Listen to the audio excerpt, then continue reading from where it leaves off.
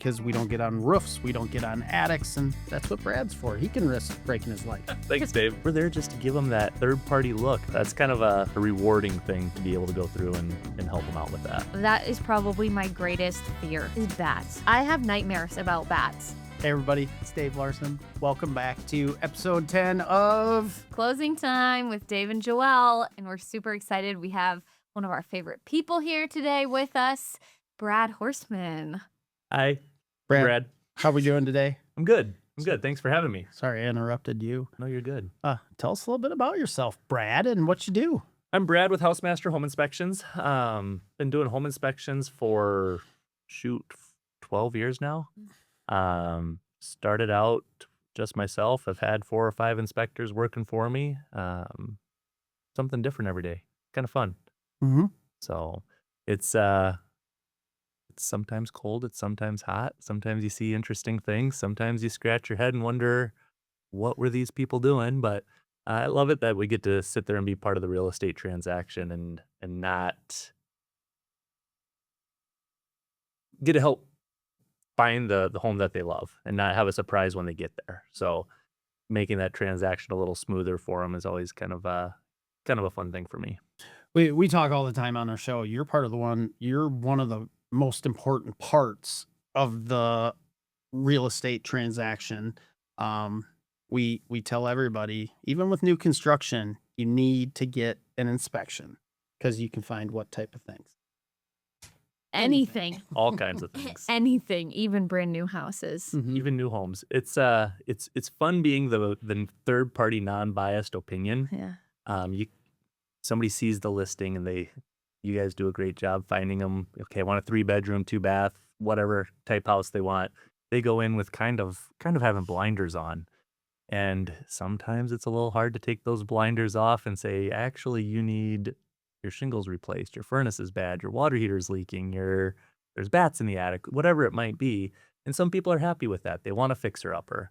Others wanted to move in and not do anything to a home. So those are the ones that are a little harder to get those blinders off. And they're like, oh, I thought it was perfect. But no home is perfect. Every home has some issues. You'll be happy to know I try to make your job as easy as possible. Thank you. I've been through so many inspections with you that I go through a home. It's like, guys, this scares me, or, I'm just not going to try to sell every house to everybody just because I want to make a sale. Let's find you the perfect house. Right. Still necessary because we don't get on roofs, we don't get on attics, and that's what Brad's for. He can risk breaking his leg. Hey, Thanks, Dave. there are things that we notice from houses that other people don't, simply Yep. because we're in a lot of houses. And when we do so many inspections with you, we are just familiar with some things. So we talked about this on one episode, and one thing I pointed out, or I said, was that I always look for corrosion on the water heater. Yeah. Because so many homes have that. And you pointed out, I mean, every time it has it, but now it's Kind of cemented ingrained into in my there. brain. And Yeah. I'm like, look for corrosion on the water heater. But there are things that we just don't do. That's why your job is so important, because we Right. can't see it. And not to say that that house won't be the perfect house for them if the water heater is replaced or the other issues taken care of. We're there just to give them that third party look to make sure they're not making us in a bad decision when making the biggest investment of most people's lives. So that's kind of a rewarding thing to be able to go through and help them out with that. It's funny you say that about the hot water heater because Brad did 2 inspections for me yesterday, and the first one, I feel like I could have, I'm like, oh, those hoses are actually steel braided. Did we have bats in the attic? Was there radon? I You just got kind of the hot list of The hot things list. that kind of pops up all Yep, the time. yep. So before we get into a hot list of what do you see most often, let's just talk about you. Where are you from? Tell us Yes. your story.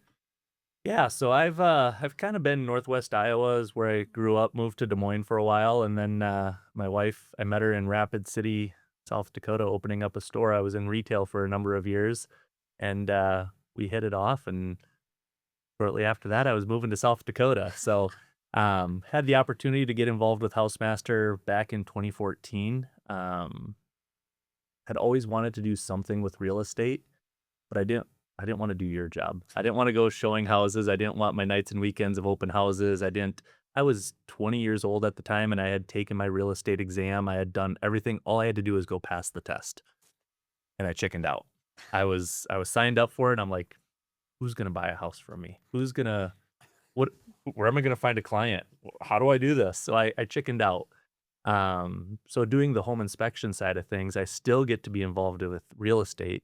I don't have to go do open houses or showings, but I do get to confirm or sometimes crush people's spirits a little bit when they think they found the perfect house and maybe it's not the right one for them.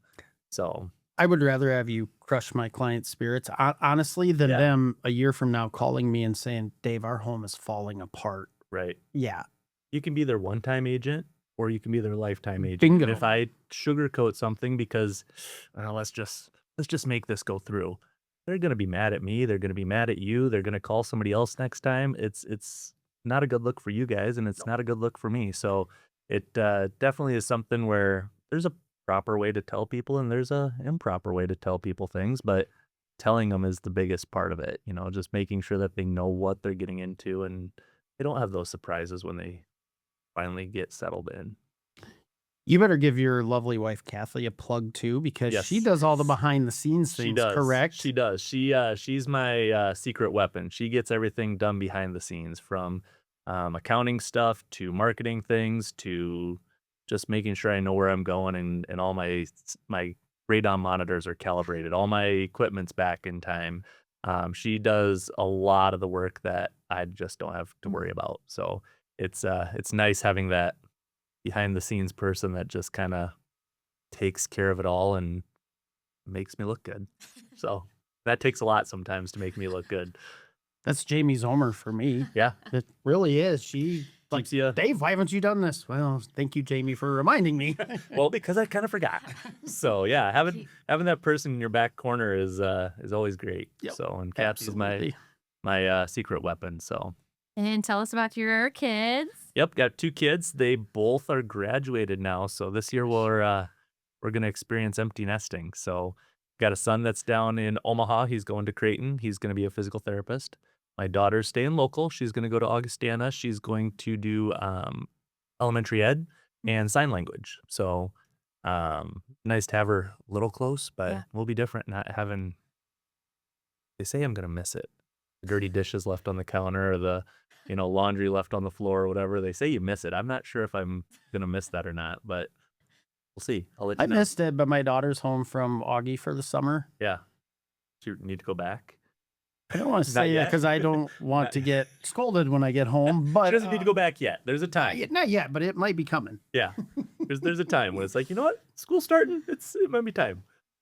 So She rents a place in Sioux Falls, her and some girlfriends, and they have it over the summer. And the other day I had to bite my tongue and say, you do have another house you can go to.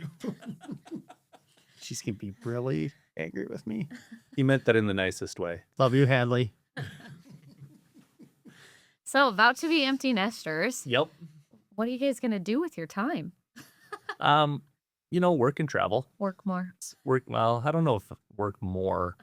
But definitely do some traveling. This summer we're doing a lot of it ends up being work trips though. So trip ends up being to go learn more about inspection so I can come back and offer new things for you. We just recently added pool inspections. So I spent a time down in South Carolina learning about pools. So if you're buying a house with a pool, we can do that. Just got certified in residential thermography.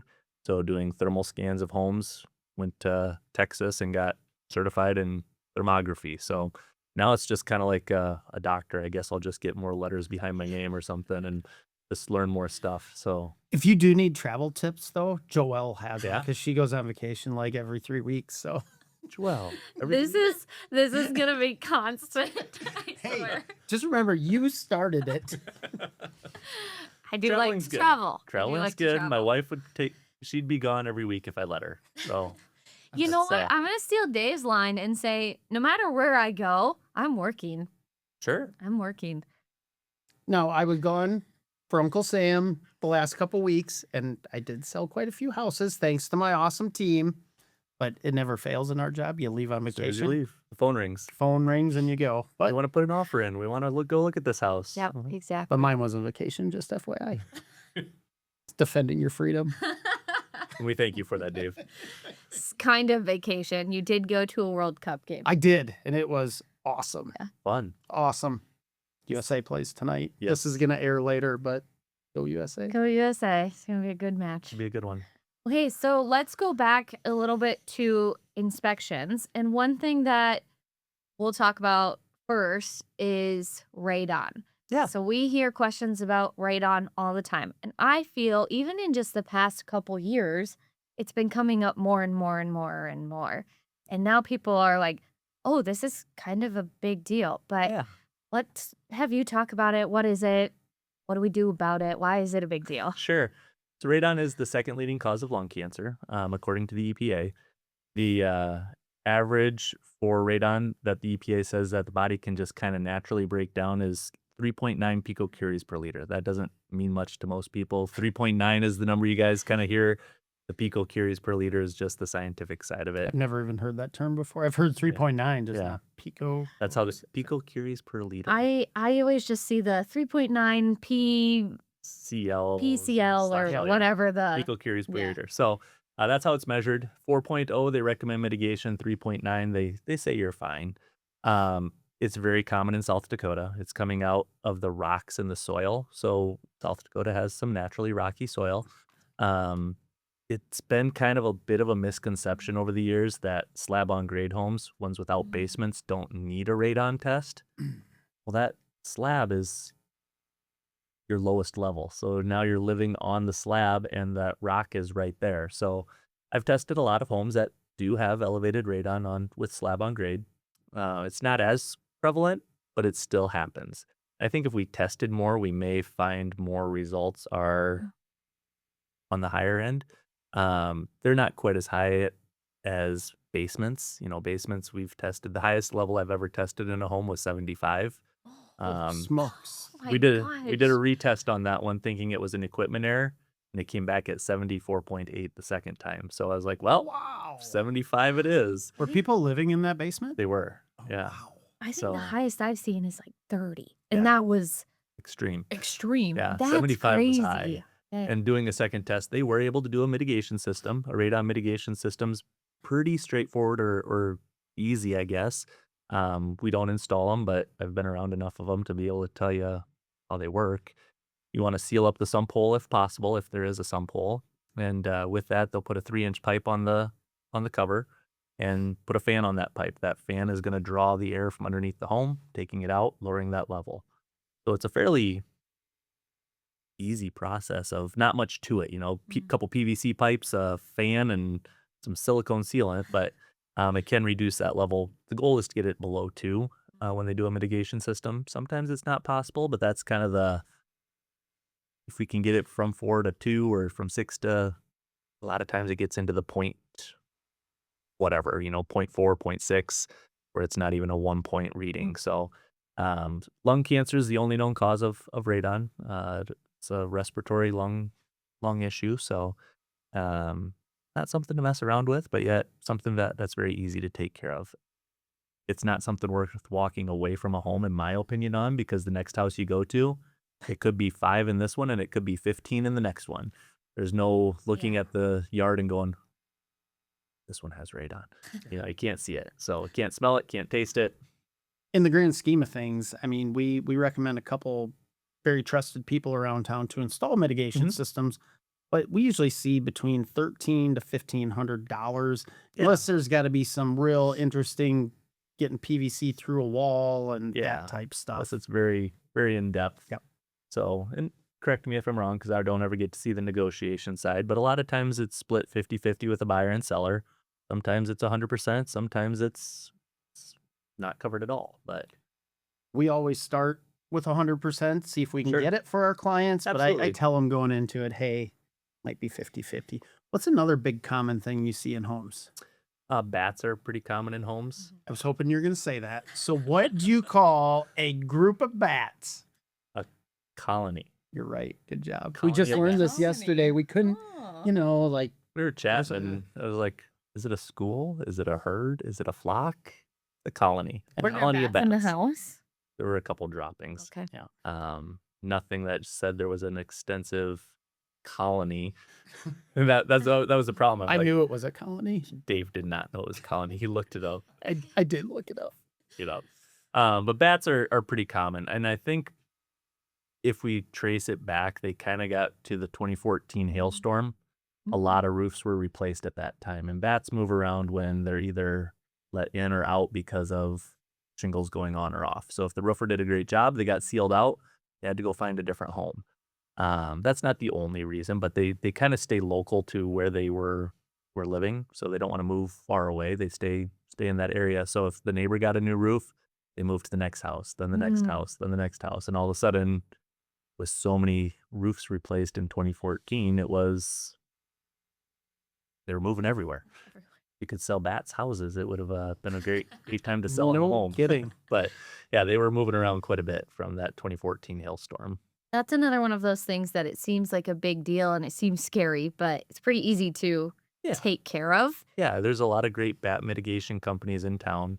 And what they basically do is find the entry point. They can get into something as small as a pencil eraser. It's pretty small spots that they Wild. can get into. So it doesn't have to be this, great big hole in the side of the house. They can get into something pretty small. And so they'll find those spots and put a little cone on them to let them out of the home, and then they can't get back in. How many inspections have you done? Because I've had a few clients that one of the people buying the home is like, bats? No way. I'm out. I'm out. I'm walking away. That's usually where people start, is they're like, don't want to deal with it, don't want to mess with it. Then you Once talk they- them down. Once they hear that 60 to 70% of the homes have had bats, they kind of calm down and work it out. But it's not something to leave up. You don't want to leave them up there. A lot of people like bats, and they're probably good for the environment, but their fecal can be not so good for your health. And They're protected they're too, I protected. believe. Yeah. They're great outside. Outside. They need their own home. Don't be residing in my home.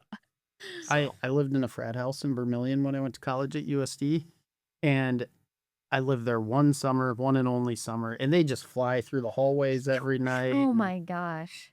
Yeah. Absolutely. Can't say not. that in camera, and I've never killed any of them. No. You just open the Bats- door, let them out. My husband will attest to this, but that is probably my greatest fear is bats, which is really silly. I have nightmares about bats.